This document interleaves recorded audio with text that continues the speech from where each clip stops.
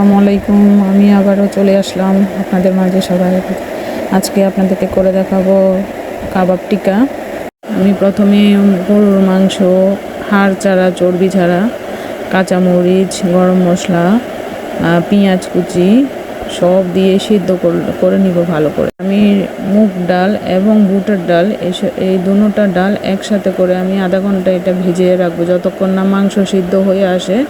90% মাংস যখন সিদ্ধ হয়ে আসবে তখন ডাল দুটোটা দিয়ে আমার এইভাবে করে আস্তে আস্তে সিদ্ধ করে এইভাবে পানি যতক্ষণ না ছাড়বে এভাবে করে আমি ভালো করে ভেজে নিব।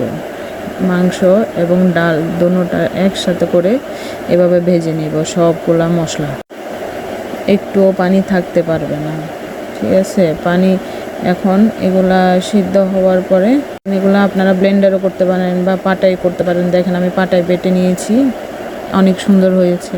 পরে এখন আমি ধনিয়া পাতা দিয়ে দিলাম এক পাশে, আবার আমি পেঁয়াজ, কাঁচামরিচ এসব এগুলা বেরেস্তা করে দিয়ে দিলাম ভালো করে তেলের। এখন এগুলা দিয়ে 2টা ডিম দিব, আপনাদের পরিমাণ মতো দিবেন, যার যেমন লাগে তেমন দিবেন। আমি 2টা ডিম দিলাম, দিয়ে এগুলো ভালো করে মাখিয়ে নিব।